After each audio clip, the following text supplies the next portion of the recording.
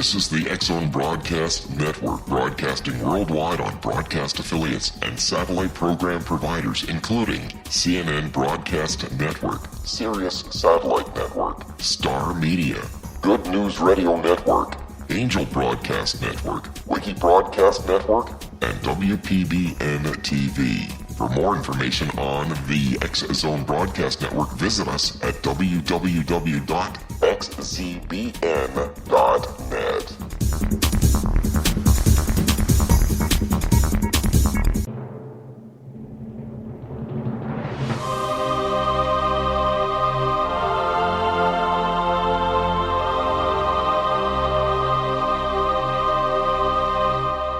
The Science of Magic with Gwilda Wiyaka is largely an opinion talk show. All opinions, comments, or statements of fact expressed by Gwilda Wiyaka's guests are strictly their own and are not to be construed as those of the Science of Magic or endorsed in any manner by Gwilda Wiyaka, Relmar McConnell Media Company, its affiliated networks, stations, or employees.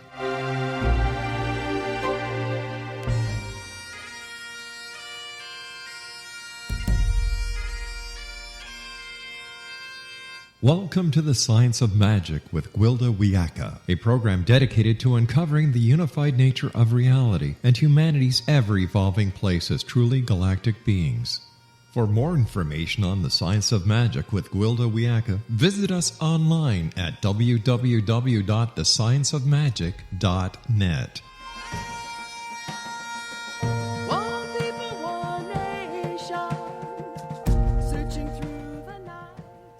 Hi there. Welcome to the Science of Magic, a program combining the science and magic of today's leading topics to co-create new solutions and promote evolutionary thinking.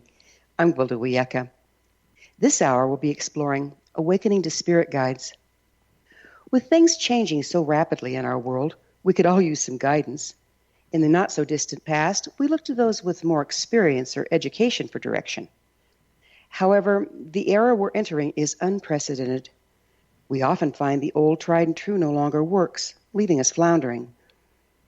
Though I strongly suspect these times to be the most drastic in recorded history, it's not the first occasion humankind has been confronted with radical change. Historically, when the old ways no longer served, the people would look to their shaman for guidance. In turn, the shaman looked to their spirit guides.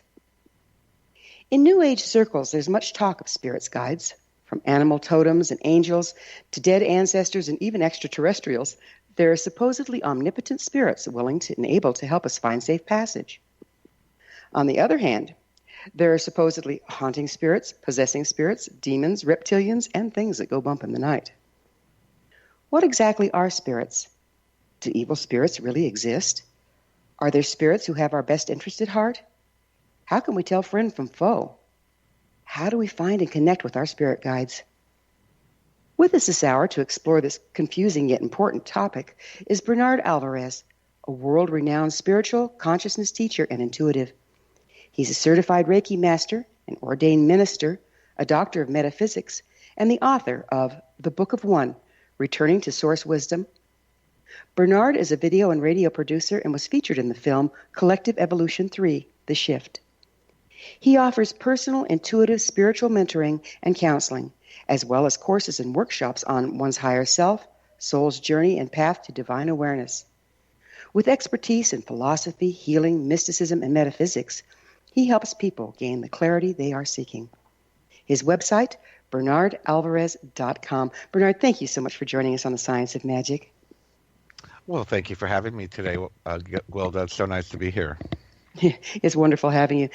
You're an ordained minister. Where were you ordained? I was actually ordained online, like most people these days. I was a lay minister for the Unitarian Fellowship of South Florida. And when I moved to Virginia, I needed my license to perform wedding ceremonies. So I did it online like most people and got my license through the city. Okay, well, that works, doesn't it? Yes. But you did have some experience as a minister. Absolutely, yes, for 20 some odd years now. I thought you did, yeah. Tell me, what's a Doctor of Metaphysics? A Doctor of Metaphysics, that's another very interesting story. A Doctor of Metaphysics is Well, to answer your question, Doctor of Metaphysics is someone who studies philosophy, but in the realm of metaphysics. Metaphysics in the academic circles is called ontology. And while I was going to university, my philosophy teacher told me, he said, don't bother getting a master's in philosophy. You'll never use it. And, and I, of course, rebelled and went out and found alternative sources to get my doctorate in metaphysics. Oh, interesting. A lot of your work seems shamanic in nature. Were you shamanically trained, Bernard?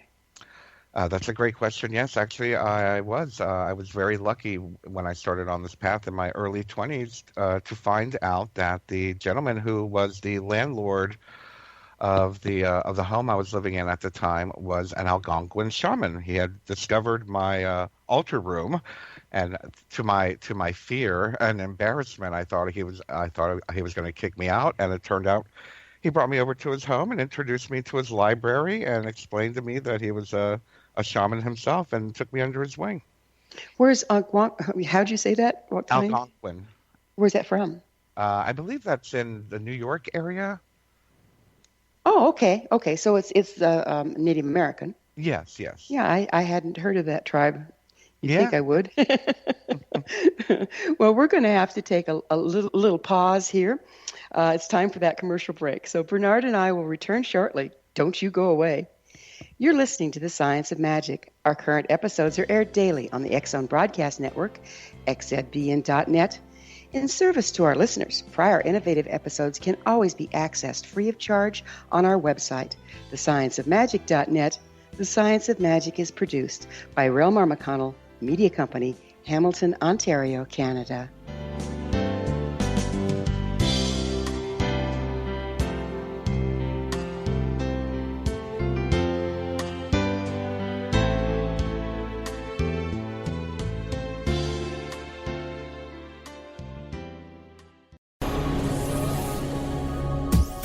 This is the X-Zone Broadcast Network, broadcasting worldwide on broadcast affiliates and satellite program providers, including CNN Broadcast Network, Sirius Satellite Network, Star Media, Good News Radio Network, Angel Broadcast Network, Wiki Broadcast Network, and WPBN TV. For more information on the X-Zone Broadcast Network, visit us at www.xzbn.net.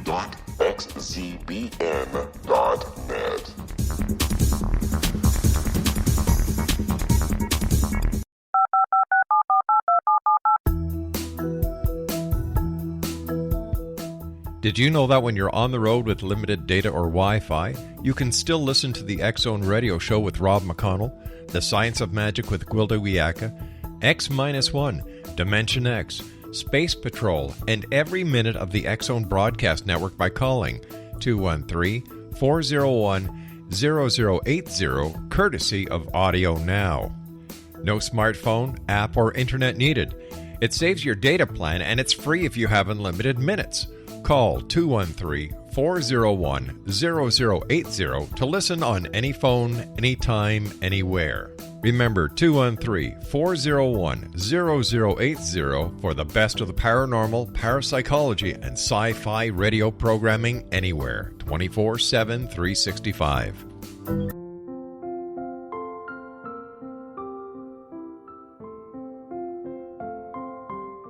I am Dr. Carl O'Helvey, founder, president of a new cancer foundation focusing on evidence-based physical, mental, and spiritual interventions, including natural cancer cures, prayer, meditation, affirmations, nutrition, and other related holistic cancer prevention and cure modalities. These are used in cancer education, research, and financing care. I ask for your help to continue this important work by donating at www.holisticcancerfoundation.com.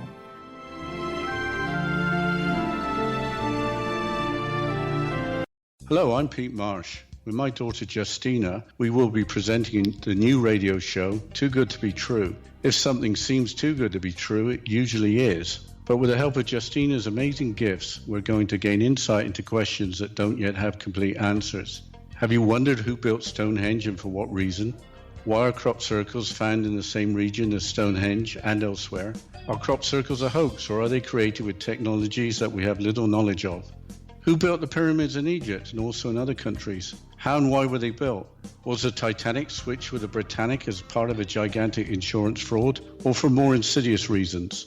What caused the Tunguska event when trees were flattened over an 800 square mile area in Siberia? Will the new insights be too good to be true? Well, that will depend on what you are prepared to believe. Please join us as we start on this journey together. For more information on Too Good to Be True, visit www.xzbn.net. Little children aren't the only ones afraid of the dark. Millions of soldiers return from war zones with PTSD, anger, frustration, fear, and loneliness, much of which surfaces during the darkness of the night. You have the chance to change the lives of these American heroes. Songs and Stories for Soldiers.us provides free MP3 players for these men and women. With a list of 3 million songs in 16 different styles, 100,000 audiobooks, and 30,000 old-time radio programs, every veteran can find something to soothe and comfort them at no cost. All our players contain an 8-hour audio program designed to help veterans fall asleep. With 1,500 plus vets now participating, it's our goal to deliver 10,000 audio players this year. Go to our website at songsandstoriesforsoldiers.us. Help us help a veteran make it through the night.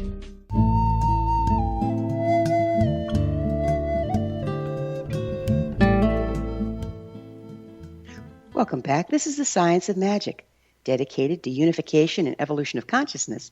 I'm your host, Gwilda Wiyaka.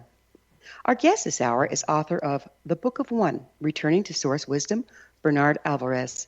His website, bernardalvarez.com. Bernard, what exactly are spirit guides? Well, thank you for asking, Gwilda. For me, spirit guides are infinite universal wisdom condensed into some form of conscious being, whether it be a light being, a transdimensional entity. It could be consciousness from an ancestor who has passed. It could be something as ancient as an archangel, as we understand them to be the part of consciousness, what I consider source consciousness, a representation of that. But for me, exactly, spirit guides are always watching over us. I believe that they speak to us through our subconscious or our higher conscious self. And many times we're in communication with them, and we don't even realize we are in communication with them. But I do believe they are here to benefit us and to guide us and help us make decisions and kind of nudge us along the way. Well, it's interesting. You speak of angels, of archetypes. Are they metaphorical in nature? Do you think that it's just a way they present themselves in our consciousness in order to make sense to our human mind? I believe so, yes. As a matter of fact, I speak about that quite a bit in my book, whereas I kind of looked at my guides when they presented themselves to me, and they actually said to me, we are you, we are your higher conscious mind, but we are also infinite, not in the beginning, not in the end, we're timeless. So I saw that as them saying to me, that yes, we are of a collective unconsciousness, so to speak, speaking to you. So it's kind of like transducers from a much higher frequency down to one that we relate to in the ordinary reality. Is that correct? Yes, absolutely. I agree. Okay, I get it. What all kinds are there? Well, through my studies, and I'm sure you've studied them as well, we hear about totem animals and our totem beings, as well as ancestors. Those of us involved in indigenous spirituality like to reconnect with our ancestors, as well as archangels. I've spoken to many people who specialize in that work, and I find that very interesting. But again, it falls upon that belief in archangels like we were talking about. There's the idea, for me, I see them as transdimensional entities, and or we could even call them extraterrestrials if we go into the realm of beings that can move through time and space in order to communicate with us.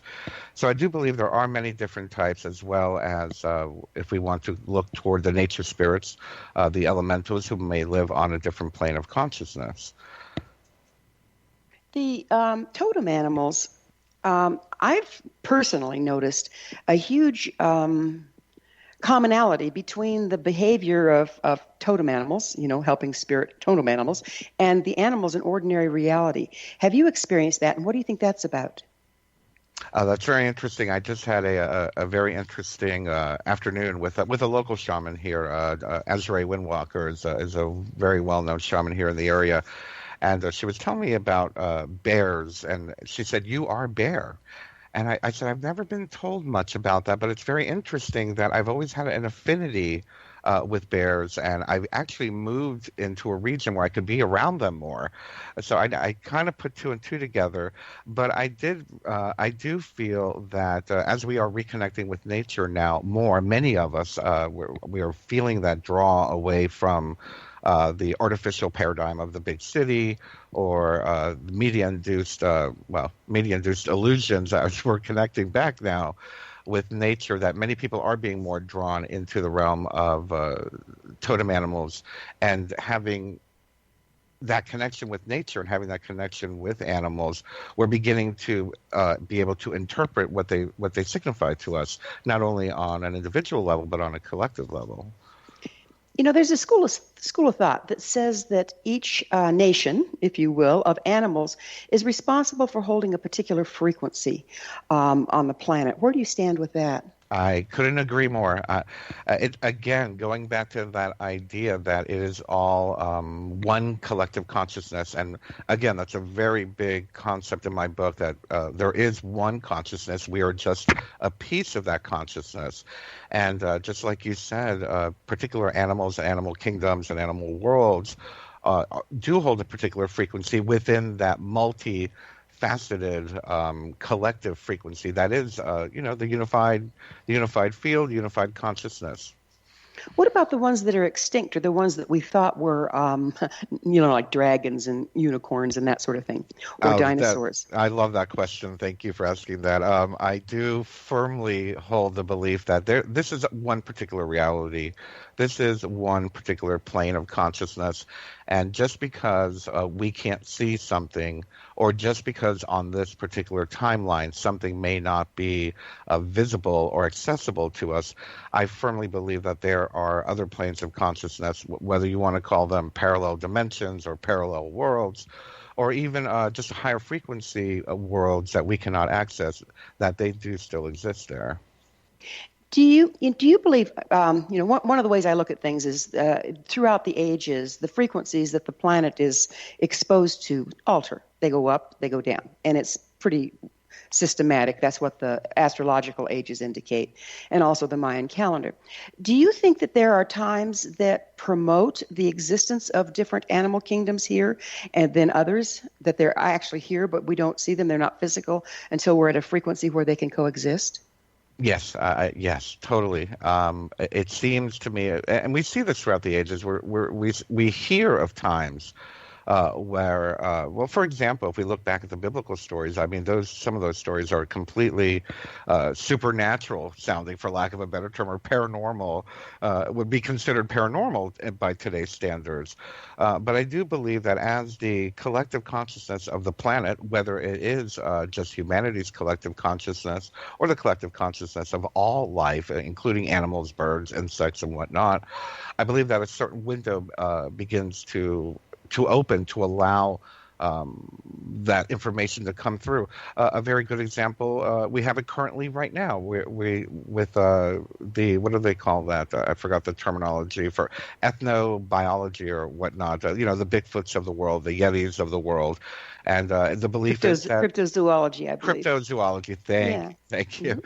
And the idea that these beings are only available to those who can see them, or they are coming in and out of perhaps portals. In order for us to see them, they would have to come through some type of vibratory portal or something.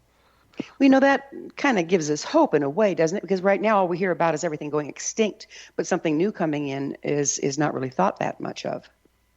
Yes, that's true. And I can't help but feel that many of some of these animal kingdoms that are going extinct perhaps did transmute or transport themselves, or were rescued into another realm of reality or another dimension. Fingers crossed. Fingers crossed. I like that thought. That's a good thought. Okay, here's a tough one. Are there evil spirits out there as well, Bernard? I would say my answer to that is that everything is vibratory. And even if there are evil spirits, and yes, there are low frequency beings. We have the tricksters. We have, for lack of a better term, the gremlins of the universe, so to speak. But for me, they're very low vibrational, and I don't see them as being harmful. If anything, I believe that the lower frequency that we are in, the more we can be affected by these so-called quote unquote evil low vibratory beings. So yes, there are low vibratory beings that are desperate and perhaps I don't like to use the word evil, but let's just say they have less than beneficial intent, and perhaps they just use it out of desperation, or perhaps they're just using it tormenting us for their own entertainment. But again, I do believe that if we are not in a low vibrational frequency with them, they can't really affect us. But yeah, I believe they're out there. So in other words, if you don't want to be eaten by a shark, don't swim at their depth. Very, very good analogy. Correct. What about possessing spirits? That's a very good question. And, the reality of that is that I feel that most of these claims of possession are either psychologically induced, or if they are proven to be real, many of the times it's people wanting to allow this other consciousness moving into them. For a great example is we look at the Caribbean or West African religions, where they call it riding the spirit, and they allow the spirit to come into them as a form of worship and celebration of their gods. But as far as what we see here in the Western world, I think it's fair to say that most of the time it is either that the person is dealing with psychological issues, or they are at such a low frequency that they're allowing this energy to move through them, this consciousness. So it's like resonance. Again, yes. Okay. How can you tell the good guys from the bad guys? Another great question. For me, it's very simple. How do you feel?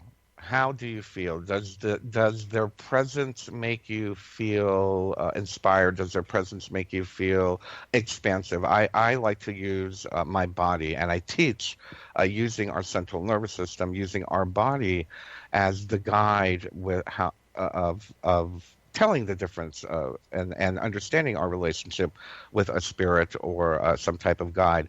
If you're finding your chest to be more open, if you're finding yourself to be relaxed, then by all means listen to your body. It means that it's probably a very helpful spirit.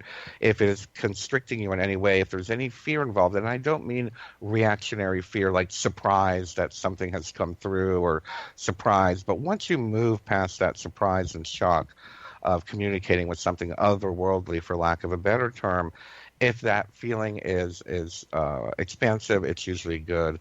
If it's constricting, it's definitely a no-no. And I also feel that an underlying factor is that they don't tell you what to do.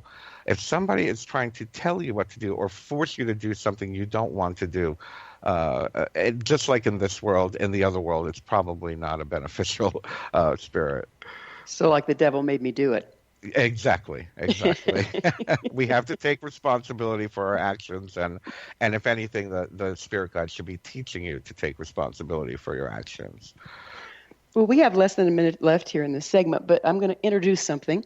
We say if you go too low in frequency that it can be harmful, that it's incompatible frequency, then that's what evil spirit is.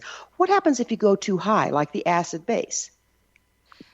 Yes. I firmly believe that we have got to maintain a balance. I talk about, and actually I've experienced what we call psychic whiplash, where you've blown open your chakras way too fast that you're not ready for. We hear it in a lot of the Kabbalistic or Western esoteric training, such as like ceremonial magic and Kabbalistic magic, that if we were to see the face of God, we would not be prepared. Our body couldn't take it, and we would just explode. It's time for a short pause, but we're going to have to look at exploding on the other side of this break. Bernard and I will return to our discussion, so don't go away. We're coming to you through the X-Zone Broadcast Network. Don't miss the other fine shows and hosts on xzbn.net. You're listening to The Science of Magic, your resource for creative solutions in a changing world. thescienceofmagic.net.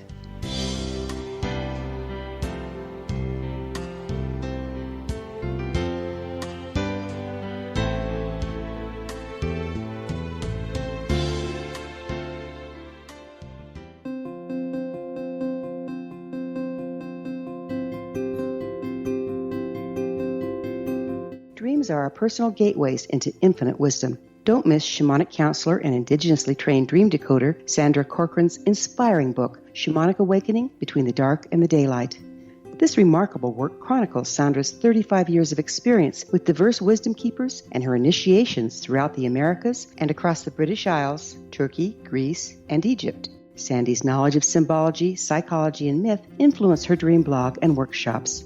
Sandy offers private tarot readings, international journeys, a meditative CD, as well as her book, Shamanic Awakening, to encourage you as you navigate this earth walk, creating a deeper connection to yourself and all that is. Find this and more at Sandy's website, starwalkervisions.com.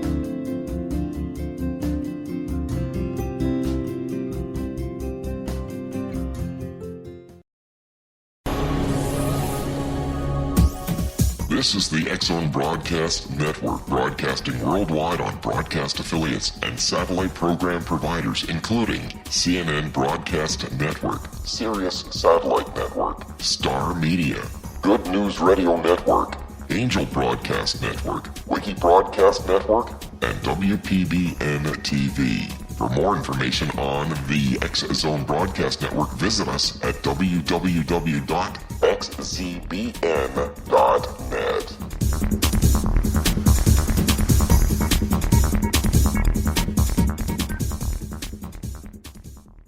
How would you like to be able to read other people's minds? Well, the next best thing is here. When you know how to read a person's name, you know how the person thinks, feels, and behaves. Each letter in our name holds a key to unlock our true essence. Our name contains both our gifts and challenges in this lifetime.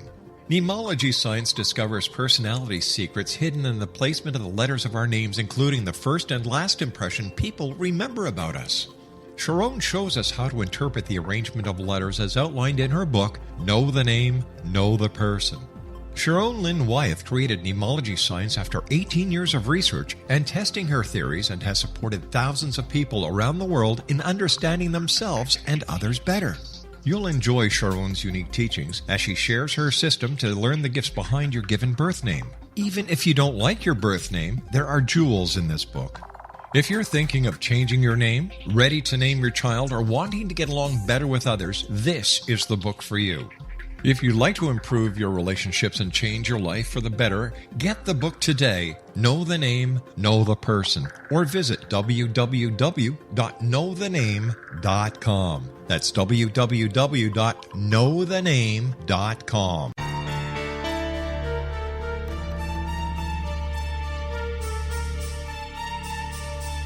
Hello, I'm Justina Marsh, and with my dad Pete, we are going to present a new show called Too Good to Be True. Together, we are aiming to discover more truths about this world and beyond. Do you have unanswered questions about the world? Do you ever wonder about aliens, conspiracy theories, or the universe? There are many shows discussing subjects such as pyramids or UFOs, but we want to relay this information based on our own research, including from spiritual means. Hopefully, listeners will be helped with their own beliefs and will appreciate the psychic insights that add to the previous research and information. We both look forward to sharing this insight and beginning this journey with our listeners. Visit xzbn.net for more information about when to listen.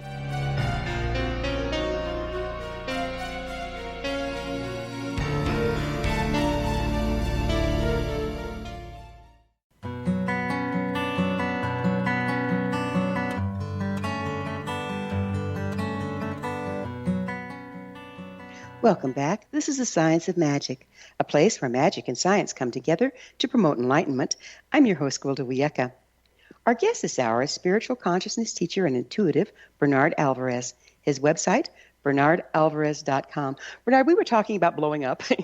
In other words, there's two levels. Its frequency is a question of balance. Would you like to finish that thought? Yes, absolutely. As I was saying, we were talking about psychic whiplash, for lack of a better term. So it's very important, I have to say, for those that are pursuing connection to that highest frequency, so to speak, that we must prepare our physical, our emotional, and our spiritual bodies in order to receive that knowledge. I look at it like a new pair of shoes. We have to kind of stretch out the shoe. We got to wear in the shoe in order for it to fit appropriately. The same thing goes with allowing this much high frequency energy into our consciousness. We've got to begin to prepare ourselves, and that is why we hear so much about the art of initiation and teaching and taking it step by step in order to be able to receive it. We don't want to, my teacher said, you don't want to take the helicopter up to the mountain. You want to walk the path and experience all that you have to learn in order to reach the summit. So, yes. It seems to me like you can go delusional if you don't take the right steps. Absolutely. Absolutely. As a matter of fact, my first paper that my teacher had me write was the difference between shamanic, what did he call it? The difference between shamanic enlightenment and schizophrenia. Fine line. Fine line. Very similar in characteristics, but one is more conscious and one is more unconscious. Shaman and priests used to be responsible for contacting spirit guides for the people. Do you think it's important for the average individual to contact their own spirit guides at this particular time in history? I believe it is a part of this particular time in history. I believe that our consciousness as individuals on the planet, humanity, is going through this fabulous awakening. We've entered this era, this frequency that now more information is coming to us directly. We hear about, the quote-unquote awakening phenomenon that's happening around the planet, and it is allowing more and more information to come through intuitively. So, yes, I do believe that because we are in the era that we are in, this is a time for us to develop individual relationships with our higher self, with our higher consciousness, with our spirit guides, and hopefully making a connection with the source consciousness itself and allowing that infinite wisdom to continue to flow through us on a regular basis and develop a relationship with that. Was it because in lower frequency times we needed the extremely gifted to be able to contact, but now the ambient frequency is raising, enabling more of us to be able to contact? I believe that's one of the reasons. I also believe that it is through our multiple incarnations as individuals on this 3D, 4D planet that we're now evolved enough, that we've learned the experiences, we've learned the lessons. This is a part of history and the evolution of human consciousness. So, yes, both. Can everyone contact spirit guides at this point? I believe so. I believe we all have the ability to do it. Whether we're all ready to do it, that's another thing. But I do believe that the availability is there for all of us right now. So what part does our higher self play in spirit guide communication? One of my favorite questions. Yes, I believe. Let me just ever quickly define the higher self, at least how I define the higher self. I define the higher self as that highest consciousness within us. It is not our body. It is not our emotions. It is not our thoughts. It's not even the self. It is an infinite aspect of who we are. It incorporates all of our past lives, all of our future lives. It is timeless. It is that piece of us. We could almost call it the inert Akashic records of our being, of our individual being. And in being that, it is in contact with source consciousness and in contact with realms and frequencies that may not be accessible to us in our daily waking consciousness. So for me, the higher self is the channel. We talk about channeling or downloading or communicating with these higher frequency beings. The way I teach it and the way that I've been taught to do it is through my higher self. So the first step is for me to develop, or for anyone to develop, a communication and relationship with their higher self, and then allowing the higher self to bring in the communication, the information, the knowledge, and the wisdom of these spirit guides and or source. It sounds kind of like intuition would be involved as well. How's Yes. intuition involved? Yes, for me, our higher selves is our intuition. When we get that little nudge of, don't make a left turn, and you make a right turn, and all of a sudden you hear on the news that, if you would have gone left, there was a 5-car pileup. To me, that's our higher self, our intuition speaking to us. And again, being that the higher self is past, present, and future selves, it senses. It's much more sensitive to the surroundings and to the events around us. So for me, intuition is a major characteristic of the higher self. Well, with this said, how does one go about making contact with their spirit guides? Wonderful question. There are many ways, and of course you're going to hear many schools of thoughts on it, whether they be ancient religion, ancient mystical practices, modern New Age practices, shamanism, and whatnot. But for me, I believe that it's just like tuning a radio dial. And we talk about frequency. We've covered frequency quite a bit here. And in order for us to develop a relationship with our spirit guides, we must be able to tune the frequency of our body to be receptive to that. It can be as simple as asking our guides to show themselves. It can be as simple as beginning to practice meditation to allow ourselves to go deeper into ourselves. And by going deeper into ourselves, we can go into that realm where the ego isn't in the way. And I believe that's a major factor in communicating with spirit guides, is to allow the ego to kind of, well, I always say we have to trick the ego to be quiet so our higher self can come through and communicate with our spirit guides. But for me, the first step would be to be able to go into a deeper state of mind, begin to just ask your guides, because they're there. You probably might even know who they are already. And it's just a matter of asking them to show themselves and allowing your ego to get out of the way. Many times people are being contacted by their guides, or their higher self is trying to communicate through them, and their ego tells them, oh no, this isn't real. Oh, that's just your or that's just your mind playing tricks on you. So one of the main things I try to teach is to allow the ego to get out of the way, and then just allow the information to come through and learn to trust it. This brings up another question. We hear a lot about ego. What exactly is ego? Well, ego, for lack of a better term, I believe Freud was one, and Carl Jung was one who kind of defined it as, the idea of who we are. And I think that's the main concept of what I try to get across when I'm describing ego. It is the idea of who we are. It's the story of the experiences that we've had within our life, that have gone into our subconscious mind, that have created that reaction when we see someone we don't like, or someone that reminds you of someone you don't like, or seeing or feeling something that you do like. It all comes from the experiences that we've had and that have remained latent within our subconscious mind. And we've developed this story of who we are. What do we believe in? Who do we think we are? Our identity. And all of that, when we look at it on a greater picture, is a distraction from what I consider the universal reality, the true high reality of humanity and of ourselves. So it's a little box of definition. Yes, absolutely. And actually they've defined it to be on the left hemisphere of our brain, the linear, logical, analytical, aggressive side of our brain in that particular way as well. Yeah, it's amazing, isn't it, how we got one-sided, and now it's time to open up the other side of our brain and have the two dance together. Yes, absolutely. And they can be complementary.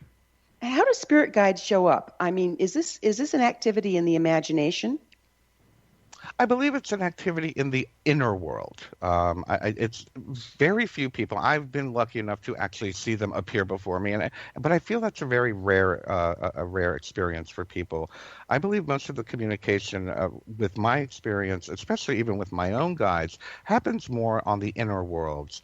I've seen my guides maybe a total of 3 times in the last 30 years. But as far as direct communication does happen on the inner worlds, and again, learning to trust that. What is the inner world? Well, kind of what you said. It could be the imagination. It could be our subconscious. Again, it's stepping away from the ego side, stepping away. Maybe it's in our right brain, our right hemisphere. But it's that receptive side of us. It is a side of us where our mind is quiet. It's the part of us that is not distracted and concerned and worried and fearful. It's a part of us that's actually more whole as far as I'm concerned. Well, aren't we, though? We're so indoctrinated into what we consider ordinary reality. How does a person even recognize how to go into the inner world, how to go into the inner knowing? How can you even begin? Very cliche, but I'm going to say it anyway, is meditation, learning to quiet the mind. I put a challenge out to my fans out there and the internet and media and whatnot. I said, don't wait, meditate. Just allow your mind to be quiet and just acknowledge that moment where things begin to slow down. And it's as simple as closing our eyes, taking a deep breath, and just sitting in silence and just becoming the observer of what our thoughts are doing. When we can put ourselves into that place of the observer, then we're going into that inner mind. Well, we're the observer when we sit and drool in front of a TV set. How is it different? Yes and no. I believe we're observing, but I believe that's actually, to me, sitting and drooling in front of a television set is kind of a form of unconsciousness. We're not directly involved. We're not necessarily aware of what we're watching. It's very, I mean, we see it all the time with people who have televisions on. They don't even know what they're watching, and they're not even really connected with it. So it's almost like a media-induced trance versus a consciously induced trance. Oh, so we're being appropriated. To an extent, I agree. Yeah, to an extent, yes. But we make the choice to allow ourselves to be appropriated, unfortunately. Do you think media distracts us from our inner landscape? Wholeheartedly. I believe technology and media can be very helpful. Shows like this are very helpful. A lot of technology out there, social media, can be very helpful for positive things when used consciously, when we are using it consciously, not when we are reacting to it. I believe that media has come to guide to learn how to manipulate us. Too many people are reacting to media. Too many people are reacting to the notifications on their phone or their computer and not necessarily choosing to consciously proact and utilize it in a positive way. Mm-hmm. Well, we're going to need to take another break. Bernard and I will be back shortly, so don't go away. This is The Science of Magic, your resource to altruistic professionals of science and the esoteric working to create common ground for the betterment of our world. Join our email family to receive our amazing topic-driven episode collections at thescienceofmagic.net. If you have suggestions for a topic or a guest, please email me, info@thescienceofmagic.net.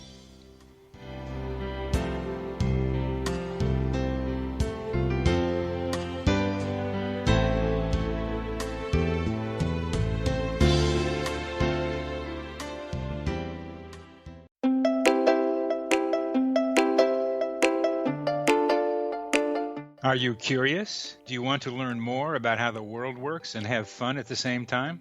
Study coincidences with me, Dr. Bernie Beitman, MD, on my Connecting with Coincidence radio show here on the XZBN network. Listen to Jungians theorize, statisticians randomize, true believers evangelize, while I categorize. I dance to the rhythm of coincidences. People who experience me see more of them.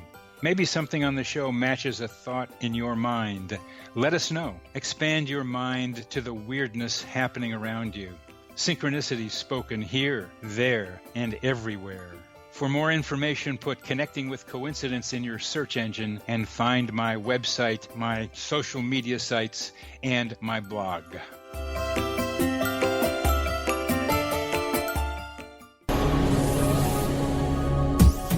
This is the X-Zone Broadcast Network, broadcasting worldwide on broadcast affiliates and satellite program providers, including CNN Broadcast Network, Sirius Satellite Network, Star Media, Good News Radio Network, Angel Broadcast Network, Wiki Broadcast Network, and WPBN TV. For more information on the X-Zone Broadcast Network, visit us at www.xzbn.net.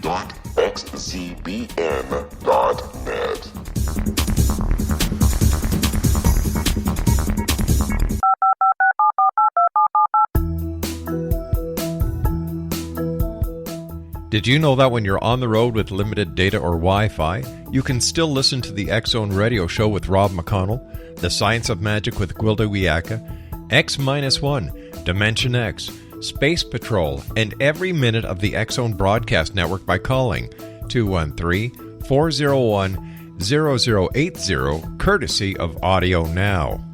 No smartphone, app, or internet needed. It saves your data plan, and it's free if you have unlimited minutes. Call 213-401-0080 to listen on any phone, anytime, anywhere.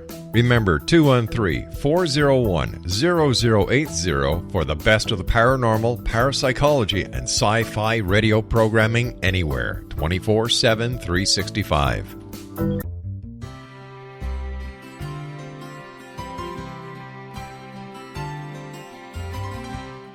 True healing must address 4 levels: physical, emotional, mental, and spiritual, for us to live joyful and productive lives. We tend to treat 3 of the 4, leaving the spiritual languishing. If you're tired of the same dysfunctional patterns cropping up in your life, Soul Balancing is for you. Trixie Phelps, owner and founder of Soul Balancing, is a naturally gifted energy healer trained in numerous esoteric forms, including shamanism. Trixie has created a powerful modality that safely and effectively clears your energetic field. A Soul Balancing session can remove interference, heal trauma, and restore your hope. Contact Trixie for a life-changing long-distance session today, www.soulbalancing.world.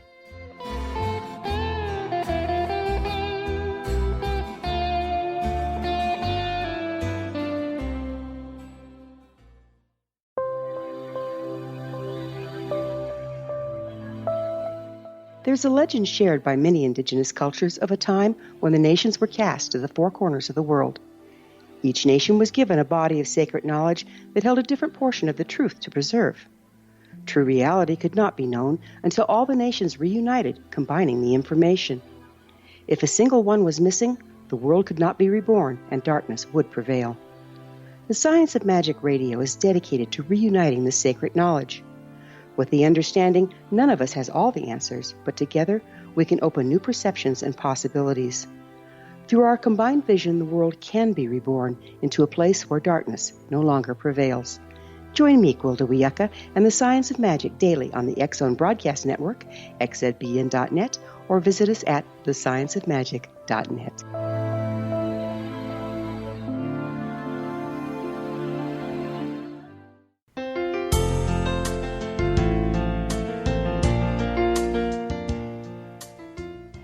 Welcome back. This is the Science of Magic, bringing together gifted people of service to the world.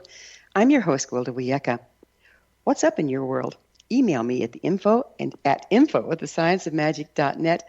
And again, suggest a topic or a guest that's on your mind. You're probably not the only one that would enjoy hearing about it.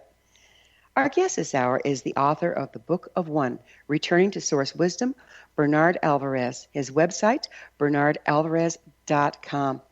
Bernard, where do archetypes fit in with all this? Oh, wonderful. Yes. We covered it a little bit at the beginning of the show. Archetypes, and actually let me share a way to utilize archetypes. One of my favorite obstacles, I'll say, to connecting with the higher self or connecting with our spirit guides is to use archetypes. I've had clients or people or students that I've worked with where they are just having such a hard time connecting with their higher consciousness, connecting with their intuition, or connecting with spirit guides. Archetypes are representation of something. For me, they are the bridge between the higher realms and the physical realm. When we think of archetypes, we think of gods, goddesses. At least in the ancient world, we did. They were representations of natural forces. We had the god of air, the god of water, etc., the goddess of love. But the same thing can be utilized in this modern world, even in our Western world, to help us connect with our higher self. For example, we can create an archetype of ourself in order to communicate with our spirit guide. Now, how do we go about that? Well, how would you yourself see and identify the personality traits? What would be the personality traits of you listening who wants to communicate with your spirit guides? What does that person look like? What is their ability? Are they, you could see them as a magical shaman who travels into other worlds and utilize that archetype in order to connect with these other beings and begin to develop communication. I believe, for example, another use of archetype would be a very masculine male who's having a difficult time connecting with the goddess of nature, for example. Well, we would utilize some type of archetype, a divine feminine archetype that perhaps they feel akin to or feel comfortable communicating with, as a bridge to that infinite, non-dualistic aspect of nature. So for me... Go ahead. Do you think that the archetypes that we readily recognize that have been around for a long time, do you think that they have actually been created by collective human consciousness and do exist? Oh, that's a wonderful question. I don't know if I would have time to go into that, but I will say this. Yes, I believe that there is something where we create a thought form. For example, we as humanity, back before we had technology, thousands and thousands of years ago, we saw animals hanging around a river, and we wondered why they were hanging around a river. Well, it turned out that there was a rock there, and the rock was growing plants, so the animals would come eat the plant, and then all of a sudden, we thought this rock was magical because it was bringing life to all these animals. So we began to give it characteristics. Oh, the rock is a man. Oh, the rock is this. And what happens is when we get so many people identifying, giving characteristics to something, we create a thought form. And that thought form, in turn, could easily turn into an archetype and could even, move into its own consciousness and create its own consciousness. I believe many of our ancient gods and goddesses perhaps were thought forms and might actually be individual conscious beings right now. It's really mind-boggling, isn't it? And if we can make them up collectively, how can we be sure the guides we see are real and not just something that we've made up? That's very good. That's very good. And I don't mean to sound fluffy or anything like that, but I don't feel that that's an issue. I believe that it's the information that's more important. If you see a daisy, a talking daisy, and that talking daisy is helping you, guiding you, and moving you, whether it be through obstacles or inspiring you to do better within your life and in your world, it doesn't matter if it's a quote unquote a real or fake, conscious construct. So it's very interesting that we want to prove that something is real when it really is real if we're already thinking about it. Yeah, we create the things we think about, which is a scary thought, which takes us back to what are we creating if we're letting media manage it, right? Yes, you can say that again. And around we go. Tell us about your first contact with your spirit guides. Very interesting. Something I'll never forget. I was probably in my early 20s. I was, again, training with that Algonquin shaman, and he helped me put together a shamanic vision quest. And yes, we used ceremonial medicine and left our bodies. And it was just such an amazing experience because I felt like I was going to die. And it was at that moment that I let myself go and leave my body that I was just pulled into this realm. And all of a sudden, there were I believe it was like seven beings, seven small beings. I will say I'm pretty short, and they were shorter than me. They had a blue crystalline light, and they were gathered around looking down at the planet. It was almost as if I don't want to make it sound too UFO-y, but it felt like we were on a craft and we were looking down at the planet. And what they were doing is they were focusing and zooming in on different aspects of the Earth, showing, the pollution in the Ganges River, for example, or showing the genocide. Back then, it was the whole Bosnia time. It was in the early 90s. Showing the genocide, showing material consumption and greed, showing pollution, overpopulation, everything that was out of balance with the planet.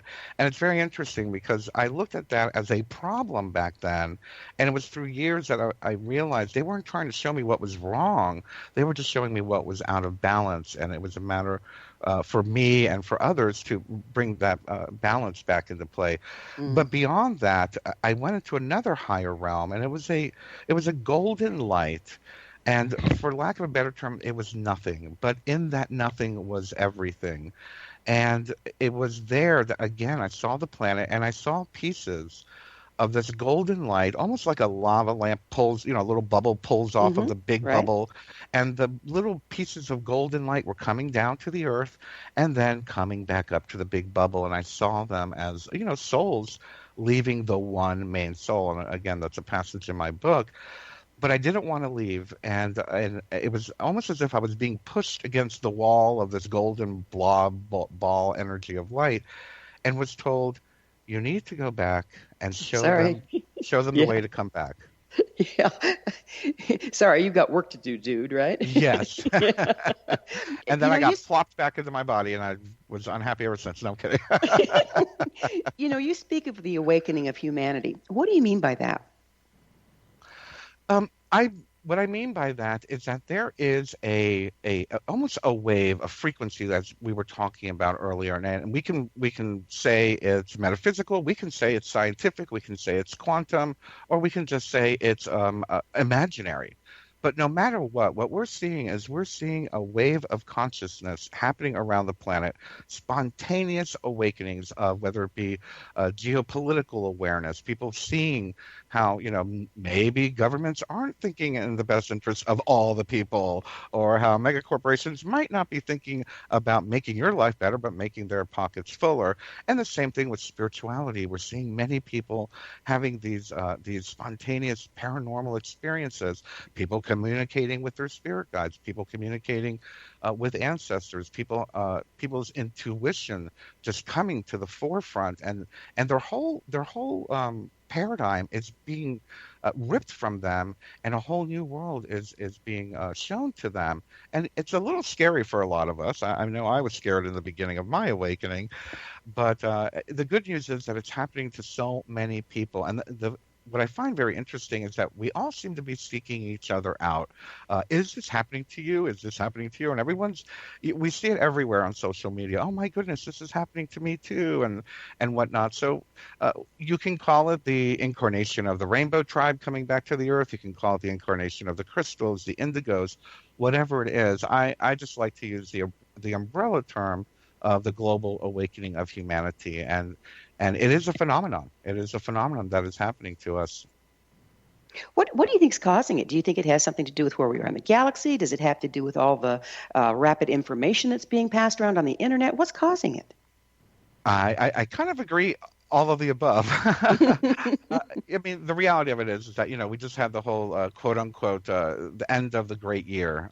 What some people say it's 2012, some people say it was 2014, whatever it is. We did a full cycle of 28,000 year cycle. So yes, in the galaxy, we are in in the universe, we're in a different place. And there are certain alignments, and there are certain planets, stars, and whatnot that are, for lack of a better term, communicating with each other. So does this send some type of cosmic wave toward the planet? I believe it does. Does it change the way that we think? Does it change our DNA? I believe it does. We're hearing more and more about this whole Rh negative blood phenomenon, which that could be a whole nother show, but I wouldn't be the one to do that. But there are just so many factors going on. For me, I do believe it's a combination of where we are in the universe. I believe it's where we are in this timeline as far as the history of humanity, all of the incarnations that we've had. And I also believe that it's just the end of an era and the beginning of a new era. And with that comes new thought, new ideas, and new possibilities. Yeah. Well, you know, Bernard, time flies and we're out of it. Thank you so much for coming on the show and sharing your wisdom. It's been a pleasure, Gwilda. Thank you for having me. You bet. Our guest this hour has been the author of the Book of One, Returning to Source Wisdom, Bernard Alvarez. His website, bernardalvarez.com. This has been The Science of Magic. Join our email family to be the first to receive our thought-provoking, topic-driven episode collections at thescienceofmagic.net. Until next time, dear ones, may you be blessed with knowledge and comforted with love as you find sacred guidance. Searching through the night, one people, one nation, searching for